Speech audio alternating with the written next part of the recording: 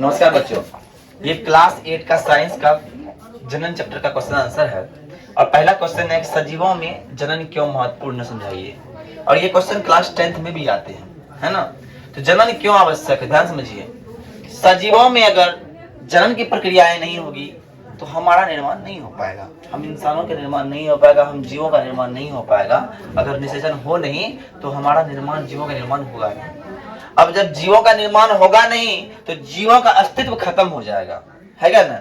और जीवों का अस्तित्व खत्म हो जाना ही जीवों के बिना पृथ्वी का अस्तित्व हीन हो जाएगी, और ये पृथ्वी भी अस्तित्व हीन हो जाएगी। इसीलिए सजीवों में जनन का महत्व है। दूसरा है मनुष्यों में निषेचन प्रक्रम, समझाइए।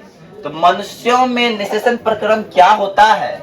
जब मादा के अंडाणु से पुरुषों या नर के शुक्राणु का संलयन होता है तो इस प्रक्रिया को हम लोग क्या बोलते हैं? निषेचन कहते हैं। क्या कहते हैं? निषेचन कहते हैं, ठीक है ना। आगे कल लिखाते हैं, आगे टेस्ट करते हैं, ठीक है ना। देखो 2 नंबर तक बताएं। तीसरा नंबर में क्या है कि प्रश्न को चुनिए सही कौन है ना। तो पहला प्रश्न है कौन नंबर में बोल रहा है, कौन नंबर में क्या बोला, 3 का कौन देखिए कौन नंबर में बोल रहा है, ध्यान से देखिएगा। ऑब्जेक्टिव है, ध्यान से। अरे फिर बात कर रहा है 3 नंबर का कौन है कि आंतरिक निषेचन होता है मादा के शरीर में, मादा के शरीर से बाहर, नर के शरीर में, नर के शरीर से बाहर। मादा के शरीर में, शरीर के बाहर तो होगा नहीं। आंतरिक निषेचन मतलब अंदर होना चाहिए, है ना। तो मादा के शरीर के में होगा। तो इसका कितना आंसर हो जाएगा? पहला 1 नंबर आंसर हो जाएगा। अब ख नंबर की बात करते हैं, है ना। ख नंबर की बात करते हैं तो एक टेडपोल जिस प्रक्रम द्वारा वयस्क में विकसित होता है वह, एक टेडपोल जिस प्रक्रम द्वारा वयस्क में विकसित होता है वह कायांतरण कहलाता है। क्या कहलाता है? क्या कहलाता है? तो कितना नंबर में है? 2 नंबर में इसका आंसर हो जाएगा। अब तीसरा देखो क्या बोल रहा है क्वेश्चन। तीसरा बोल रहा है क्वेश्चन कि एक युग्मनज में पाए जाने वाले केंद्रक की संख्या कितनी होती है? 2 होती है। क्या 2 होती है? 2 होती है। एक युग्मनज में पाए जाने वाले केंद्रक की संख्या 2 होती है। कितनी होती है? कितना नंबर में है? 3 नंबर में।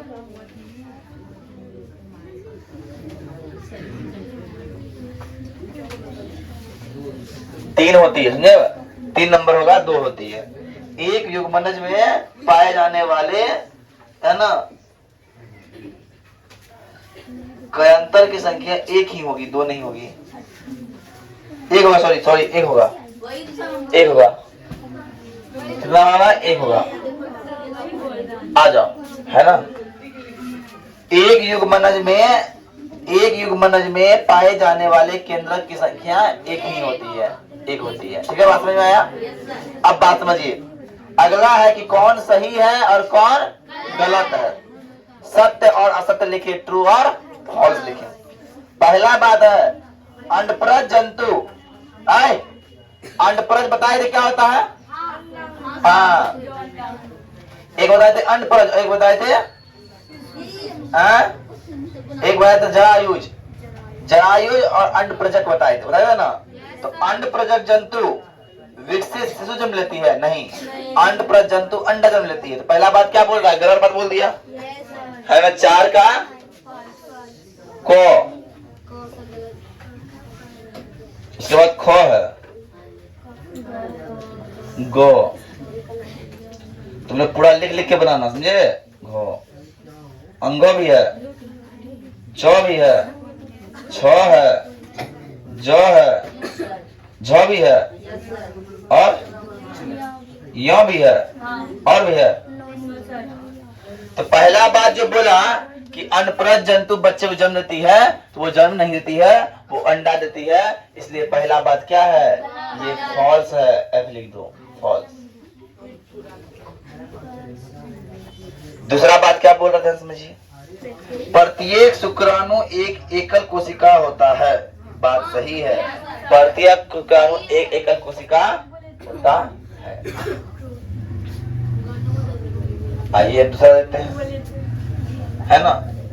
मेढक में बाह्य निषेचन होता है। बात सही है, मेढक के शरीर में निषेचन नहीं होता है। बताए थे पानी में क्या करता है, मेढक अपना अंडा छोड़ देता है और दूसरा अपना पुरुष मेढक अपना स्पर्म छोड़ता है, दोनों आके मिलता है और पानी में ही धीरे धीरे संतति का विकास हो जाता है। वह कोशिका जो मनुष्य में नए जीवन का आरंभ करती है युग्मनज कहलाती है? नहीं। हाँ, तो वो बात क्या हो गया, फॉल्स हो जाएगा। युग्मनज नहीं कहलाती है, नए जीवन का निर्माण करने वाले को युग्मनज नहीं कहते हैं, भ्रूण कहते हैं। निषेचन के पश्चात दिया गया अंडा एक एकल कोशिका है। बात सही है ना। तो ये एकल कोशिका होता है। बात सही है। अब 6 नंबर क्या बोल रहा है, ध्यान समझिए। अमीबा मुकुलन द्वारा होता है, नहीं विखंडन द्वारा होता है, इसलिए बात भी गलत है। कल बताए थे ना, मुकुलन द्वारा किसमें होता है बताओ? हाइड्रा में। हाइड्रा में मुकुलन द्वारा होता है ना। 6 नंबर बोल रहा है कि अलैंगिक जनन में निषेचन आवश्यक है। अलैंगिक जनन में निषेचन आवश्यक नहीं है, इसलिए ये बात भी क्या है, अब 6 नंबर क्या बोलता है कि द्विखंडन अलैंगिक जनन की विधि है। बात सही है, द्विखंडन अलैंगिक जनन की विधि है, मुकुलन अलैंगिक जनन की विधि है, विखंडन अलैंगिक जनन की विधि है ना। निषेचन के परिणाम स्वरूप युग्मनज बनता है, तो बिल्कुल बात सही है। निषेचन के परिणाम स्वरूप ही युग्मनज का निर्माण होता है। और भ्रूण एक एकल कोशिका का बना होता है, तो भ्रूण एक एकल कोशिका का बना नहीं होता है, इसके क्या हो जाएगा, फॉल्स हो जाएगा। क्या हो जाएगा, फॉल्स हो जाएगा। फटाफट उतारिए। देखिए अंतर बोल रहा है 5 नंबर में, युग्मनज और गर्भ में क्या अंतर है। तो युग्मनज और गर्भ में निम्नलिखित 2 अंतर है। युग्मनज किसे कहते हैं, तो ये एकल कोशिका की बनी होती है। ये क्या होती है, युग्मनज एकल कोशिका की बनी होती है, जबकि गर्भ बहु कोशिका की बनी होती है। और युग्मनज किसे कहते हैं, तो वो जो है ना शुक्राणु और अंडाणु के संलयन से बनता है, जबकि युग्मनज के कई बार विभाजन होने के बाद गर्भ का निर्माण होता है। तो ये 2 अंतर था। अब दूसरा प्रश्न है कि अलैंगिक जनन किसे कहते हैं सर। तो अलैंगिक जनन इस प्रकार की जनन में एक ही जनक नए जीव को जन्म देते हैं, इसे अलैंगिक जनन कहते हैं, है ना। 2 जनक नहीं पाए जाते हैं। हम इंसान के 2 जनक हैं, एक मम्मी है एक पप्पा है क्या नहीं। लेकिन अलैंगिक जनन में क्या होता है, एक के जनक होता है, 2 जनक नहीं होता है। इसकी 2 विधि, एक मुकुलन विधि है और एक द्विखंडन विधि है। याद कीजिए, कल इसका उदाहरण ले दीजिए। उदाहरण में हाइड्रा ले दीजिएगा, हाइड्रा। और इसके उदाहरण में क्या लिख दीजिएगा, अमीबा। क्या लिख दीजिएगा, अमीबा, है ना। कल हम बताए थे मुकुलन में क्या हुआ था, वो धीरे धीरे विकसित होकर एक नया शरीर का निर्माण कर लेता है। लेकिन विखंडन क्या होता है, वो एक शरीर 2 भाग में बट के 2 नए जीव का निर्माण करता है, वो क्या कहलाता है, द्विखंडन कहलाता है। मादा के किस अंग में भ्रूण का रोपण होता है, तो मादा के गर्भ में भ्रूण का रोपण होता है। कहाँ होता है, गर्भ में होता है। और कायांतरण क्या, ये एक नया चीज है। कायांतरण कुछ विशेष परिवर्तनों के साथ लार्वा का वयस्क रूप से रूपांतरित हो जाना कायांतरण कहलाता है। यह एक जैविक प्रक्रिया है और ये कहाँ होता है, तो ये मेढक में होता है और तितलियों में होता है। ठीक है, तो अब देखिए नंबर देखिए, अब बोल रहा है कि आंतरिक निषेचन क्या होता है और बाह्य निषेचन क्या होता है, दोनों अंतर बताइए। तो सर आंतरिक निषेचन मतलब शरीर के अंदर जो युग्मनज जब मिले तो क्या होगा, आंतरिक निषेचन।